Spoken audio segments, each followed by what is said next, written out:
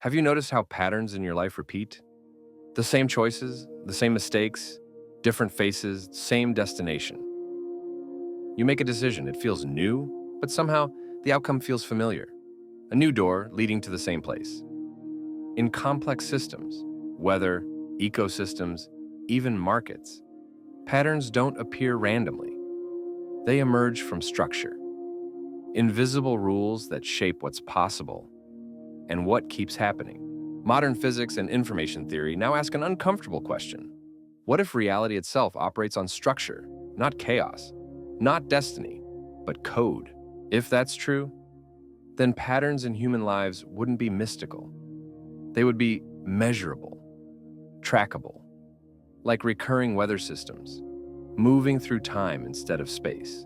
For thousands of years, one system has claimed to map these patterns, not as fate, not as belief, but as timing. We call it astrology. And if reality is structured, it deserves a second look. To understand astrology in a modern way, we move beyond horoscopes and fortune-telling. We look instead at complex systems. In chemistry, a reaction can be predicted from geometry and electron behavior. In computing, large systems are modeled through repeated simulations, thousands of what-if scenarios. Now imagine the solar system as part of a simulation. Each planet acts like a system pulse, a repeating cycle that affects timing, probability, and outcomes. Mercury produces rapid fluctuations. Saturn introduces slow, heavy constraints. Pluto reshapes long-term structure. By running enough simulations, patterns emerge. This is what we can call a life script. Not a fixed destiny, but a probabilistic framework. If a computer can simulate the life cycle of a star, it can model recurring patterns in a human life. Astrology, then, is not magic. It is the study of the macro code, the large-scale timing system that governs when certain experiences are more likely to appear. What we call random may simply be code we haven't decoded yet.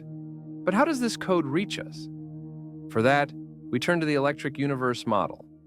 In this view, space is not empty. It is a conductive medium filled with plasma and electromagnetic currents.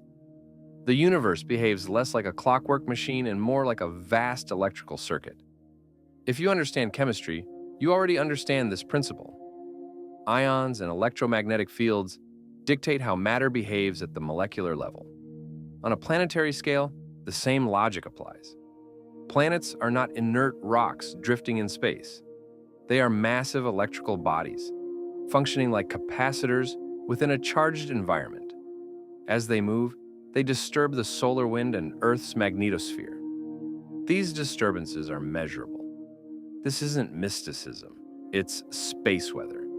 And the human nervous system is an electrical network, a biological receiver tuned to Earth's resonant frequencies. When planetary alignments shift the electromagnetic environment, they subtly influence neurochemistry, mood, and perception. Astrology, viewed this way, becomes the science of celestial weather, the study of how changing cosmic conditions affect life on Earth. Now we bring it all together. How do we connect digital code and electric current?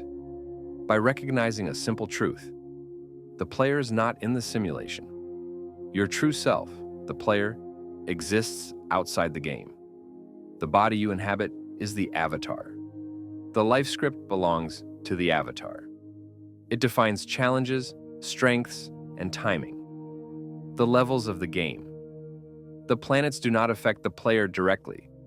They modify the environment the avatar must navigate. This is the great illusion, what ancient traditions called Maya. The simulation is so immersive that we forget who we are. We believe we are the avatar. Astrology is the reminder. It is the player's manual. When you study your astrological life script, you are not surrendering to fate. You are learning the rules of the terrain. You are waking up inside the game. Now we bring it all together. How do we connect digital code and electric current? If the universe is both programmed and electrical, astrology earns a place at the table of serious inquiry.